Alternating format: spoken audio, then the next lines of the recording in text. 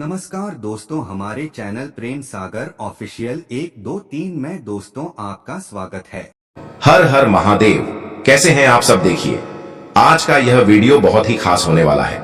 आप सभी लोग जानते हैं कि 17 जनवरी 2025 यानी शुक्रवार के दिन माघ महीने की चतुर्थी तिथि पड़ रही है और उसे तिलकूट और सकट चौथ के नाम से जाना जाता है।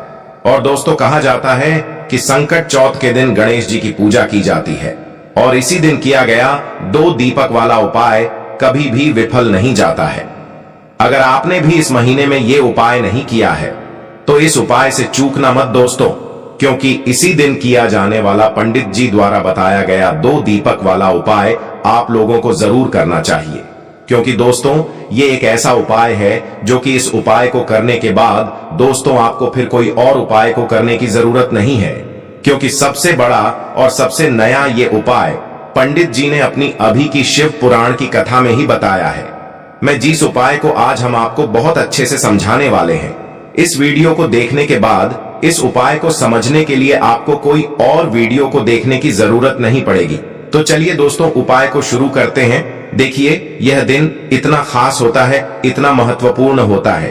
देखा गया है कभी कभी बड़े बड़े पूजा पाठ अनुष्ठान से जो मनोकामना पूर्ण नहीं होते, 17 जनवरी 2025 संकट चौथ के दिन एक छोटे से उपाय करने से ही आपकी मनोकामना पूर्ण हो जाती है। और बहुत सारे लोगों ने इस उपाय को किया भी है और उनको इस उपाय को करने का फल भी जरूर मिला है। अगर आप लोग भी इस उपाय को शुक्रवार के दिन करना चाहते हैं तो आप इस उपाय को पहले अच्छे से समझ लेना, सुन लेना, उसके बाद करना। आपको इस उपाय का फल जरूर मिलेगा।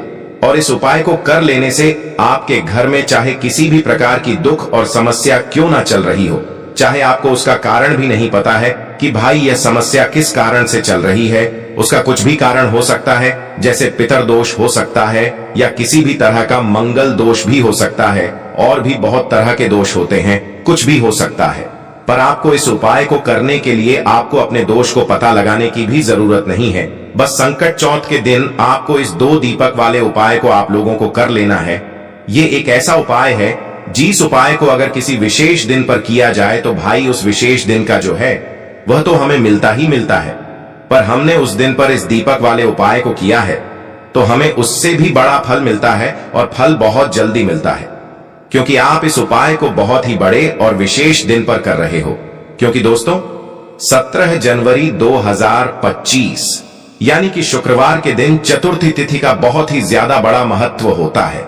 इसीलिए दोस्तों, आज की इस वीडियो में हम आप लोगों को 2 दीपक वाला उपाय समझाएंगे, जिस उपाय को करने से अगर आपकी किसी भी प्रकार की मनोकामना है, किसी भी प्रकार की परेशानी है, सबसे ज्यादा समस्याएं आपके जीवन में ही है।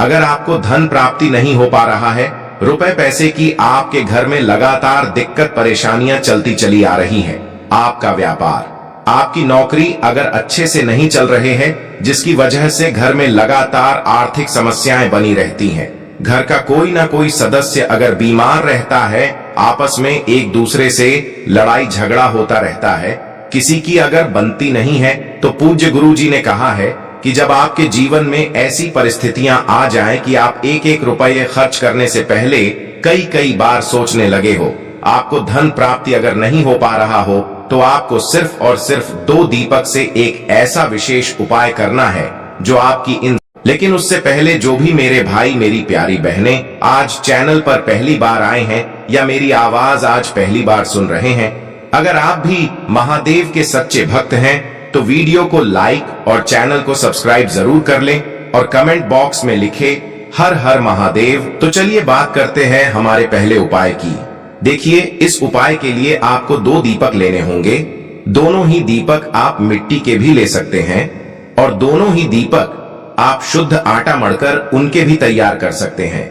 अब दोस्तों, दोनों ही दीपक के अंदर आपको शुद्ध घी का प्रयोग करना होगा और एक दीपक के अंदर आपको गोल रुई की बाती का प्रयोग करना होगा और एक दीपक के अंदर आपको लंबी बाती का प्रयोग करना होगा।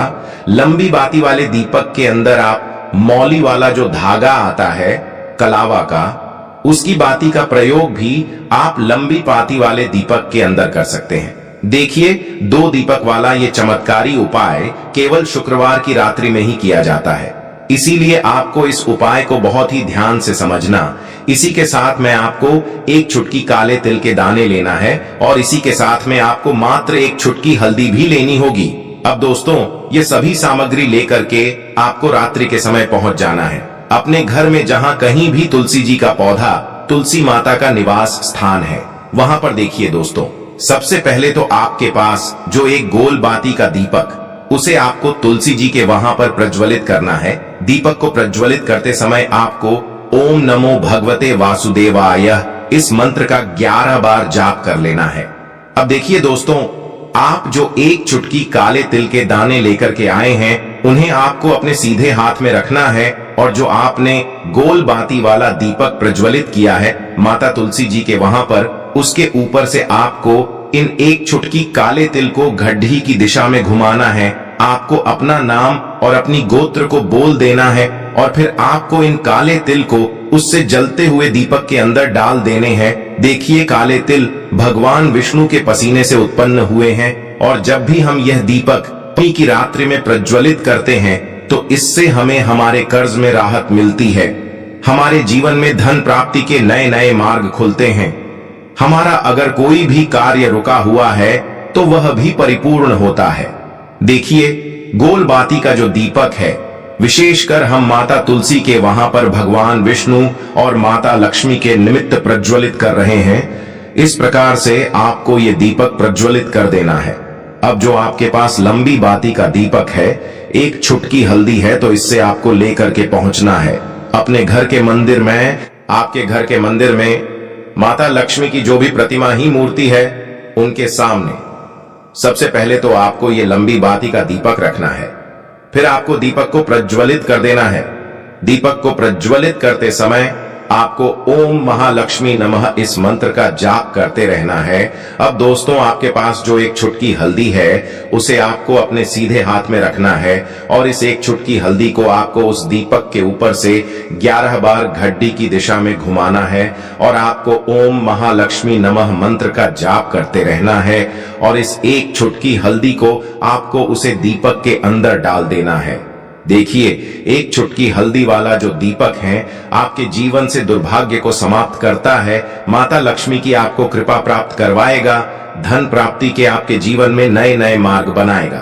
देखो, अगला उपाय है वो भी बहुत ज्यादा खास है। तीनों उपाय को आप जरूर सुनना, क्योंकि जो आपको अच्छा लगे वो उपाय आप कर सकते हैं। देखिए, इस उपाय के लिए आपको 2 हरी इलायची लेनी होगी। हरी इलायची आपको साबुत लेनी है, खंडित नहीं होनी चाहिए। और इसी के साथ में आपको मात्र थोड़ा शहद लेना है। शहद आपको मात्र आधा चम्मच या फिर उससे भी कम ले लेना है और इसी के साथ में आपको एक दीपक ले लेना है। दीपक आप चाहे तो मिट्टी का भी ले सकते हैं और आप चाहे तो शुद्ध आटा मढ़कर उसका दीपक भी आप तैयार कर सकते हैं। इस दीपक के अंदर आपको मौली का जो धागा आता है, कलावा का, उसकी बाती का प्रयोग करना होगा। यानी कि इस दीपक के अंदर आपको लाल रंग की बाती का प्रयोग करना होगा और इस दीपक के अंदर आपको शुद्ध घी का प्रयोग करना होगा। अब ये सारी सामग्री लेकर के आपको अपने घर में जो भी मंदिर है वहां पर पहुंच जाना है और आपको माता लक्ष्मी के किसी भी स्वरूप के सामने बैठ जाना है। अगर माता लक्ष्मी की फोटो है, माता लक्ष्मी की प्रतिमा है, तो उनके सामने आपको बैठ जाना है। अगर माता पार्वती की प्रतिमा है तो उनके सामने आपको बैठ जाना है, यानी कि किसी भी माता के स्वरूप के सामने आपको बैठ जाना है।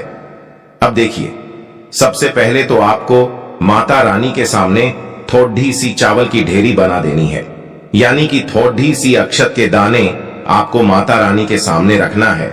उसके बाद आप जो एक दीपक लेकर के गए हैं, उस दीपक को आपको उन्हीं चावल के दानों के ऊपर रख देना है और फिर इस दीपक को आपको माता रानी के सामने प्रज्वलित कर देना है। देखें, इस दीपक को प्रज्वलित करते समय आपको ओम महालक्ष्मी नमः इस मंत्र का लगातार जाप करते रहना है। दीपक को प्रज्वलित करने के बाद आप जो 2 हरी इलायची लेकर के गए हैं, उसमें से एक हरी इलायची को तो आपको उसी दीपक के अंदर डाल देनी है और वहीं पर आपको कम से कम 21 बार ओम महालक्ष्मी नमः इस मंत्र का जाप कर लेना है। अब आपके पास जो शहद है और एक हरी इलायची है, उसे सीधे आपको लेकर के पहुंच जाना है। भगवान शिव के मंदिर में पूज्य गुरु जी ने बताया है कि यह उपाय आपको सिर्फ और सिर्फ शाम के समय ही करना होगा। शाम को जब भी सूर्यास्त का समय होता है तो उस समय आपको ये उपाय करना है। लेकिन सबसे पहले तो आपके पास जो एक हरी इलायची है उसे आपको उस शहद के अंदर अच्छे से डुबो देना है, यानी कि शहद का लेपन उसे हरी इलायची के ऊपर चारों तरफ आपको कर देना है। अब यह जो शहद से युक्त हरी इलायची है इससे आपको भगवान शिव के शिवलिंग पर अर्पित कर देनी है और आपको वो श्री शिवाय नमस्तुभ्यम इस मंत्र का लगातार जाप करते रहना है। फिर इसके बाद आपको एक लोटा जल भी अपने साथ लेकर के जाना, तो यह एक लोटा जल भी आपको धीरे धीरे शिवलिंग पर समर्पित कर देना है और आपको श्री शिवाय नमस्तुभ्यम इस मंत्र का जाप करते रहना है। फिर इसके बाद आपको अपने घर आ जाना है। इस प्रकार से आपको ये उपाय कर लेना है। तो चलिए दोस्तों, जान लेते हैं गुरुजी द्वारा बताए गए दूसरे उपाय के बारे में। देखिए, इस उपाय के लिए आपको लेना है 11 चावल के दाने। गुरुजी ने कहा है चावल के दाने खंडित नहीं लेने हैं, बिल्कुल साबुत होने चाहिए।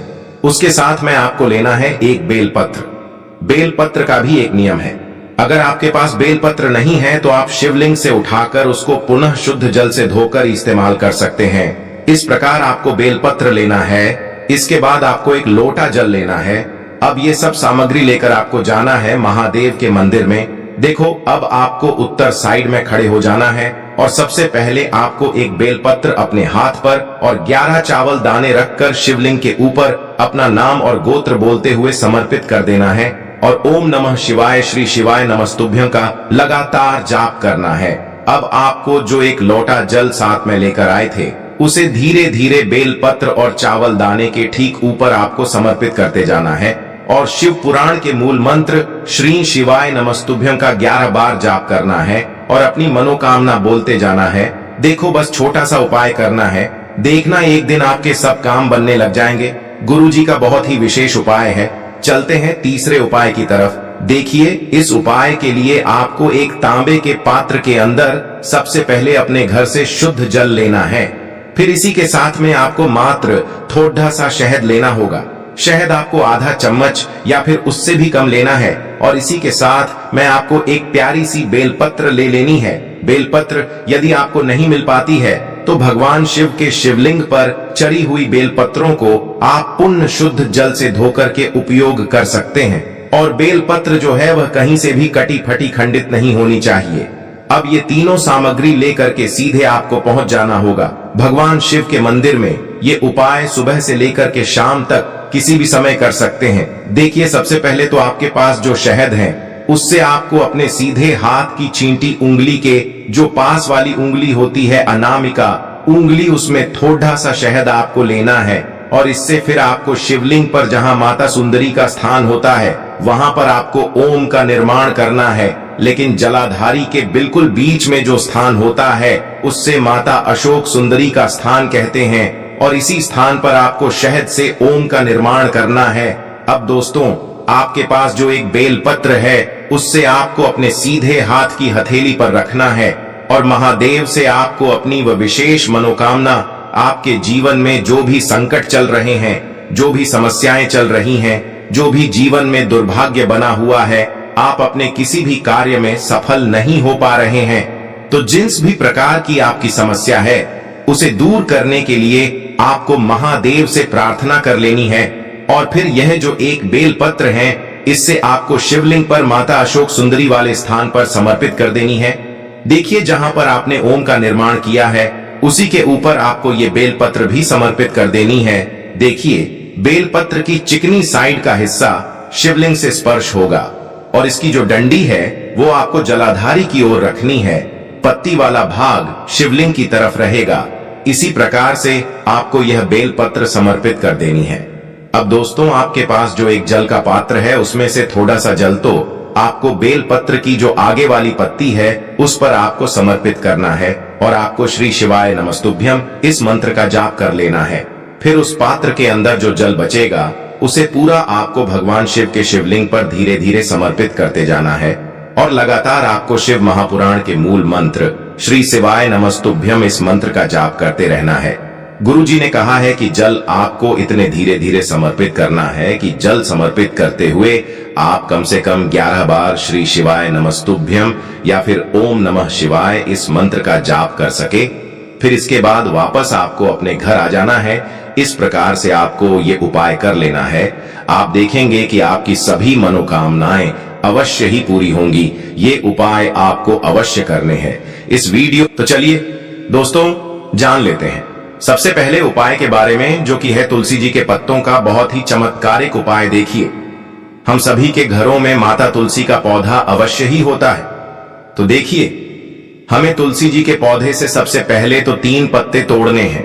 तो देखिए, तुलसी जी के आपको 3 पत्ते तोड़ लेने हैं और इन तुलसी जी के पत्तों को तोड़ने के बाद आपको एक छुटकी हल्दी भी अपने साथ में लेनी है। हल्दी के अंदर आपको जल मिलाकर के पेस्ट के रूप में तैयार करना है और इसी के साथ में आपको एक दीपक भी लेना होगा। दीपक आप मिट्टी का भी ले सकते हैं, आटे का भी ले सकते हैं और इस दीपक में आपको शुद्ध घी डाल करके इसमें आपको लंबी रुकी बाती का प्रयोग करना है। देखिए दोस्तों, आपके पास है 3 तुलसी जी के पत्ते। तो पहला जो तुलसी जी का पत्ता है उस पर आपको सबसे पहले तो जो आपने हल्दी ली है उसकी एक बिंदी लगानी है। और पहला जो तुलसी जी का पत्ता है, आपके घर में भगवान विष्णु का चाहे कोई सा भी स्वरूप हो, चाहे लड्डू को गोपाल जी का स्वरूप हो या फिर भगवान कृष्ण की आपके मंदिर में प्रतिमा हो या फिर भगवान श्री राम की प्रतिमाएं, उनके सामने आपको पहला तुलसी जी का पत्ता अर्पित करना है। अब देखिए दोस्तों, आपके पास जो 2 तुलसी जी के पत्ते हैं और आपके पास जो एक दीपक है, इन्हें आपको लेकर के पहुंचना है अपने ही घर में तुलसी जी के पौधे के पास में। देखिए, सबसे पहले तो आपके पास जो 2 तुलसी जी के पत्ते हैं उन पर भी आपको हल्दी की एक एक बिंदी लगानी है और उन दोनों ही तुलसी जी के पत्तों को आपको अपने घर में तुलसी जी के पौधे के वहां पर ही अर्पित कर देने हैं। और इस प्रकार से यह दोनों पत्ते भी तुलसी जी के पौधे के पास में अर्पित करने के बाद अंत में जो आपके पास एक लंबी बाती का दीपक है, इसे आपको तुलसी जी के पौधे के पास में ही प्रज्वलित कर देना है। जो भी व्यक्ति अपने ही घर दिन इस प्रकार से तुलसी जी के 3 पत्तों का यह उपाय कर लेता है तो उसका परिवार हमेशा खुश रहता है। उसके परिवार में कभी भी कोई भी संकट उत्पन्न नहीं होता है और यदि आपके घर में जो भी ग्रह क्लेश हैं वह भी समाप्त होते हैं। तो इस प्रकार से आपको यह पहला उपाय करना है। दोस्तों, वीडियो पसंद आया तो हमारे चैनल को सब्सक्राइब जरूर करें और कमेंट में हरि विष्णु जरूर लिखें।